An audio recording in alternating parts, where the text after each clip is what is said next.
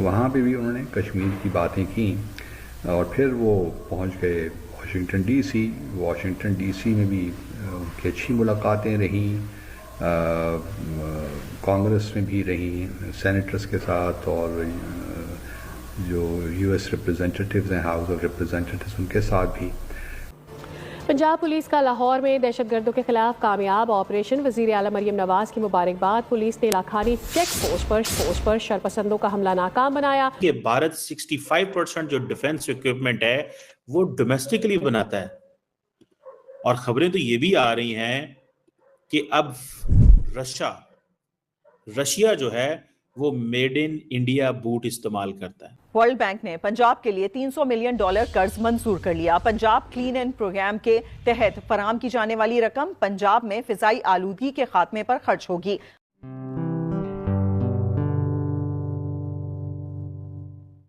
नमस्ते दोस्तों, जय हिंद। निक न्यूज़ भारत की रिएक्शन वीडियो में आप सभी का स्वागत है।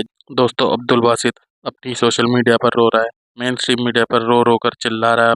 दोस्तों, दरअसल बात यह है कि पाकिस्तान हमेशा से ये चाहता है कि कश्मीर मुद्दे पर किसी तरह का बयान दिलवा सके, लेकिन दोस्तों वो ऐसा कर नहीं पा रहा है, क्योंकि दोस्तों जब से ट्रंप की सरकार आई है, भारत और अमेरिका के रिश्तों में मजबूती आई है, बहुत ही ज़्यादा सुधार भी हुए हैं, और भारत और अमेरिका के रिश्तों में बहुत ही ज़्यादा मजबूती आने की वजह से पाकिस्तान को बहुत ही बड़ा धक्का लगा है। क्योंकि दोस्तों पाकिस्तान को अमेरिका से डॉलर मिलते थे, और यही कारण है पाकिस्तान को बहुत बड़ा धक्का लगा है, क्योंकि उसके डॉलर बंद हो गए हैं, और ट्रंप की सरकार आने से पाकिस्तान एकदम आइसोलेट होता जा रहा है।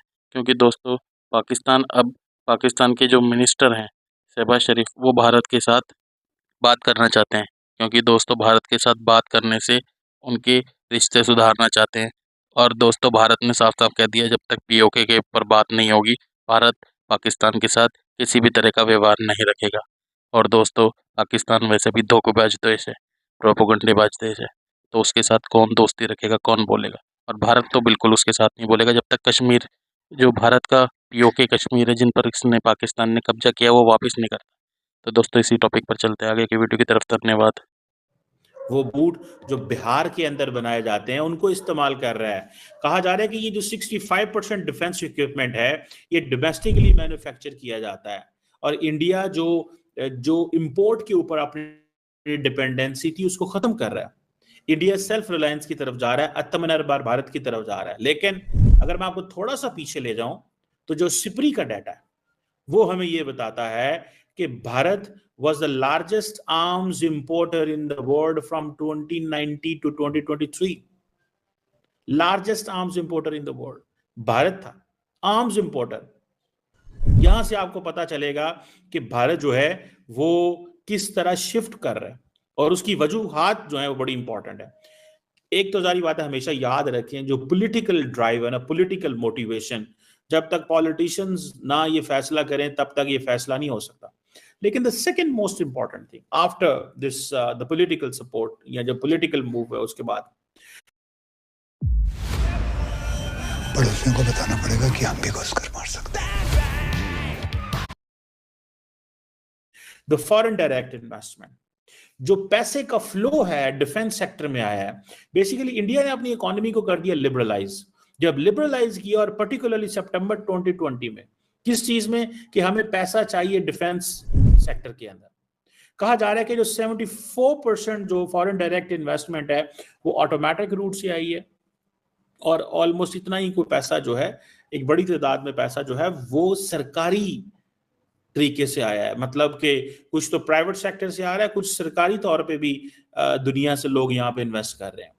तो मैं ज़ाती तौर पे समझता हूँ कि अच्छा इनिशिएटिव है, क्योंकि ट्रम्प साहब को हमने मुबारकबाद तो दी, लेकिन ट्रम्प साहब ने अभी तक को कि उन्होंने अपने state of the union address में पाकिस्तान का शुक्रिया भी अदा किया, अप्रिशिएट भी किया। जो हमने एक टेररिस्ट, शायद मोहम्मद शरीफुल्ला नाम था उसका, जो एबी गेट के वाक़े में मुलव्वस था, वो हमने उनके हवाले किया। तो वो एक अच्छी शुरुआत हुई कि पाकिस्तान का उन्होंने शुक्रिया अदा किया, लेकिन वो इनफ नहीं था। तो ये एक इनिशियल कॉन्टैक्ट इस्टेब्लिश करना ये पाकिस्तान हुकूमत की एक राइट मूव थी, क्योंकि इससे पहले हमने देखा है कि भारत का तो काफ़ी कुछ इंटरेक्शन हो चुका। जयशंकर साहब इनागुरेशन में थे प्रेसिडेंट ट्रम्प की, उसके बाद प्राइम मिनिस्टर मोदी 13 फरवरी को वहाँ पे थे वाइट हाउस में।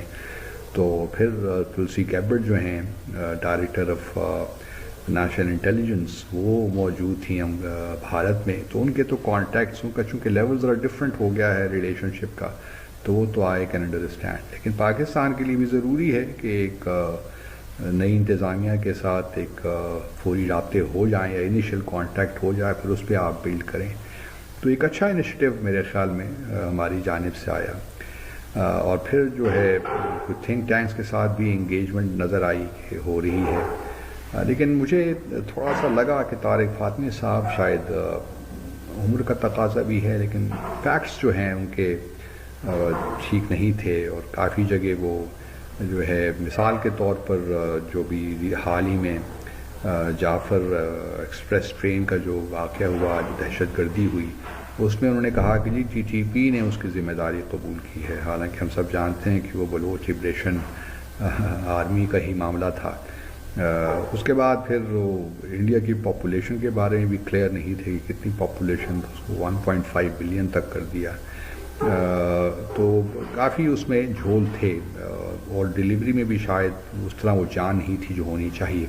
अब ये जो इनिशिएटिव था make in India initiative, although ये जितनी भी इंडिया इन्वेस्टमेंट्स कर रहा है या जो भी डिफेंस मैन्युफैक्चरिंग हो रही है, ये उस लेवल की या कैलिबर की नहीं है कि इंडिया अपनी एयरफोर्स, नेवी और फौज को उस मुकाम पे ले जाए कि जहां पे फॉर एग्जांपल राफेल तो अभी भी इंपोर्ट करने पड़ रहे हैं। उसके बाद MQ-9 भी जो ड्रोन्स थे अभी भी इंपोर्ट करने पड़ रहे हैं। खास तौर पे अपनी नेवी के हवाले से बहुत कुछ चीजें जो है वो इंपोर्ट करने पड़ रही हैं। टेक्नोलॉजी इंटेलिजेंस गैदरिंग के लिए बहुत सारी चीजें इंपोर्ट करने पड़ी हैं, वो चीजें अपनी जगह। लेकिन इन्होंने जो मोमेंटम पकड़ा है वो उन चीजों से पकड़ा है जो मेक इन इंडिया इनिशिएटिव है, ये उन चीजों से पकड़ा है जो बेसिकली छोटे लेवल की चीजें थी। मिसाल के तौर पे उसमें मैं बताता हूं आपको। अब ये बेसिकली प्राइवेट सेक्टर की जो पार्टिसिपेशन है, फिर टेक्नोलॉजिकल इनोवेशन जो है और एडवांस मिलिट्री प्लेटफॉर्म तब बनते हैं जाके अगर प्राइवेट सेक्टर इसमें इन्वॉल्व हो। ये अतमनर भर भारत का जो आइडिया था, it would have got failed in case government इस चीज में आती। और जो मौजूदा इस वक्त जो निर्मला है, मैडम निर्मला जो कि फाइनेंस मिनिस्टर हैं इंडिया की, उनका जैसे था कि जी एयर इंडिया हम क्यों चला रहे हैं, गवर्नमेंट का काम ही नहीं है कारोबार करना, ये काम प्राइवेट सेक्टर का कारोबार करना है। So that gives the message to the private sector कि भाई साहब आप सामने आए और अपना काम करें। ये जो सेल्फ रिलायंस है एंड मॉडर्नाइजेशन है, ये प्राइवेट सेक्टर ने समझा कि हमारे लिए इसके अंदर अब अपॉर्चुनिटीज मौजूद हैं। फिर ख़ास तौर पर जो है कश्मीर के मामले में और भारत के साथ ताल्लुकात के बारे में जो उनका जो कहना चाहते थे, वो मुझे समझ नहीं आया कि वो पाकिस्तान की क्या ये नई पॉलिसी हमने बनाई है।